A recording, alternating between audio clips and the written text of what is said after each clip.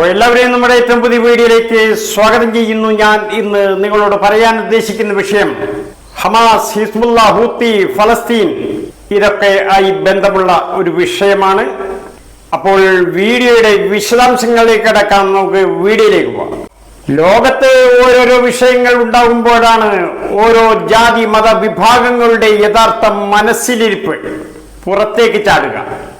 Hamas Israel വിഷയമുണ്ടായപ്പോൾ ഇസ്രയേലും ഹമാസും ഹിസ്ബുള്ളയും ഹൂത്തികളും ഒക്കെ ആയിട്ടുള്ള വിഷയമുണ്ടായപ്പോൾ കേരളത്തിലെ ക്രിസ്ത്യാനികളുടെ യഥാർത്ഥ മുഖം പുറത്തു ചാടി.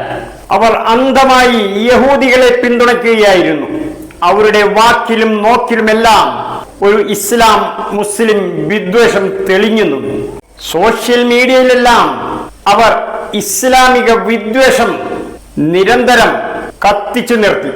ഇസ്ലാമിക വിദ്വേഷം കത്തിക്കുകയും അതോടൊപ്പം തന്നെ ഇസ്രയേലിനെ അന്ധമായി പിന്തുണയ്ക്കുകയും ചെയ്തു. എന്നാൽ പല മുസ്ലിം രാഷ്ട്രങ്ങളിലും വളരെ ചെറിയ അളവിൽ ചെറിയ ഒരു ന്യൂനപക്ഷമായിട്ട് ക്രിസ്ത്യാനികളെ കാണാം.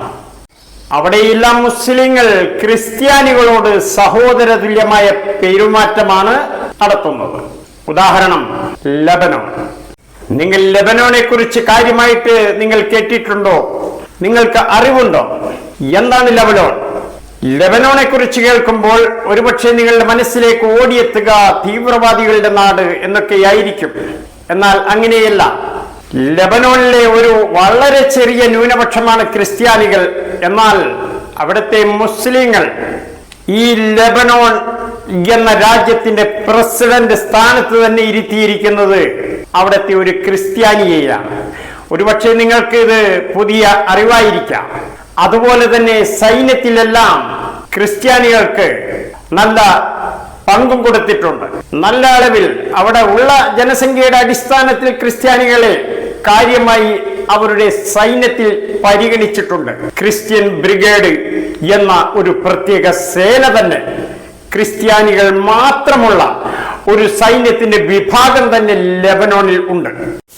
എന്നാൽ ക്രിസ്ത്യാനികൾ അന്ധമായി പിന്തുണയ്ക്കുന്ന യഹൂദികളുടെ ക്രിസ്ത്യാനികളോടുള്ള മനോഭാവവും പെരുമാറ്റവും എങ്ങനെയാണെന്ന് അതും നമുക്കൊന്ന് കണ്ടു നോക്കാം.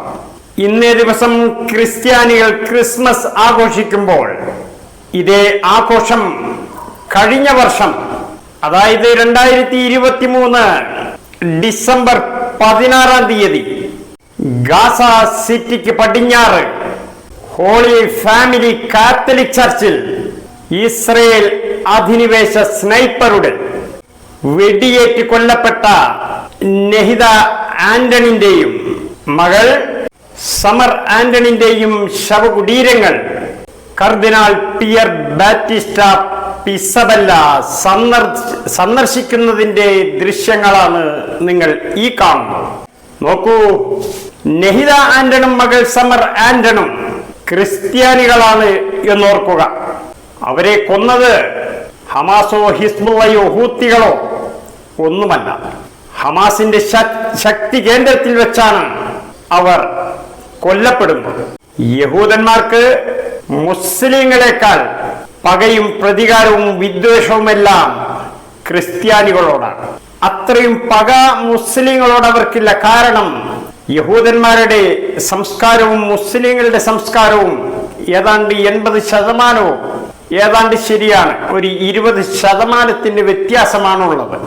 അതേസമയം ബഹുദൈവ ആരാധന നടത്തുന്നവരെ, ബിംബ പ്രതിമ ആരാധന നടത്തുന്നവരോട് യഹൂദന്മാർക്ക് തീർത്താൽ തീരാത്ത കലിയാണുള്ളത്. ആ കലി ക്രിസ്ത്യാനികളോടുമുണ്ട്. ഇവിടെ പ്രത്യേകം ശ്രദ്ധിക്കേണ്ട ഒരു കാര്യമുണ്ട്. ഈ ഹോളി ഫാമിലി ക്രിസ്ത്യൻ ചർച്ച് ഈ കാലമത്രയും അവിടെ സ്ഥിതി ചെയ്തത് ഈ ഗസയിലാണ്. ഈ കാലമത്രയും ആ ചർച്ചിനോ അവിടുത്തെ ബിഷപ്പുമാർക്കോ ആർക്കും ഒരു കുഴപ്പവും ഉണ്ടായില്ല.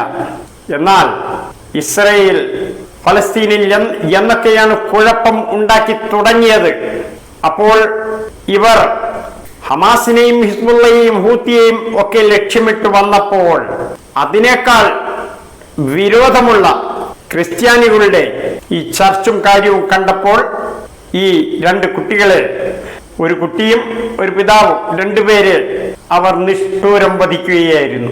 എന്നാൽ കേരളത്തിലെ ക്രിസ്ത്യാനികൾ യഹൂദികളെ സഹോദരങ്ങളായി കാണുന്നു.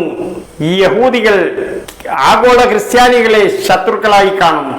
ഇപ്പോൾ അവിടെ നടക്കുന്നത് മുസ്ലിങ്ങൾക്കെതിരെയുള്ള മതപരമായ വിദ്വേഷമോ പകയോ അതിൻ്റെ പേരിലുള്ള കൊലപാതകങ്ങളോ ഒന്നുമല്ല. അവിടെ നടക്കുന്നത് മണ്ണിന് വേണ്ടിയുള്ള മത്സരമാണ്. ഓർക്കുക, ഹിറ്റ്ലർ യഹൂദന്മാരെ കൊന്നു കുഴിച്ചു മൂടിയപ്പോൾ, ലക്ഷക്കണക്കിന് യഹൂദന്മാരെ ഗ്യാസ് ചേംബറിലിട്ട് കുഴിച്ചു മൂടിയപ്പോൾ, ഈ അമേരിക്കയും ബ്രിട്ടനും ഫ്രാൻസും ആഗോള പാശ്ചാത്യരാരും തന്നെ അവർക്കൊരു അഭയം കൊടുക്കാതിരുന്നപ്പോൾ ഈ ഫലസ്തീന്റെ അന്നത്തെ രാഷ്ട്രീയ നേതൃത്വം അവരെ ക്ഷണിച്ചു വരുത്തി അഭയം കൊടുക്കുകയാണ് ചെയ്തത്. ഇന്ന് അഭയം കിട്ടി അഭയാർത്ഥികളായി വന്ന മണ്ണിന്റെ യഥാർത്ഥ ഉടമകളെ, അവകാശികളെ ഹിറ്റ്ലർ കൊന്നതിനേക്കാൾ നിഷ്ഠൂരമായിട്ടാണ് ഈ യഹൂദക്കൂട്ടം കൊന്നൊടുക്കുന്നത്. ഓർക്കുക, യഹൂദന്മാർ എക്കാലത്തും ചതിയന്മാർ തന്നെയായിരുന്നു. ചതിയാണ് അവർ ചെയ്തിട്ടുള്ളൂ. ഇനിയും അവർ അങ്ങനെ തന്നെ ചെയ്യുകയുള്ളൂ. അപ്പോൾ ഈ വീഡിയോയിൽ ഇത്രമാത്രം പറഞ്ഞുകൊണ്ട് ഞാൻ അവസാനിപ്പിക്കുന്നു. എന്നെ ശ്രമിച്ച എല്ലാവർക്കും എൻ്റെ വലിയൊരു സലാം.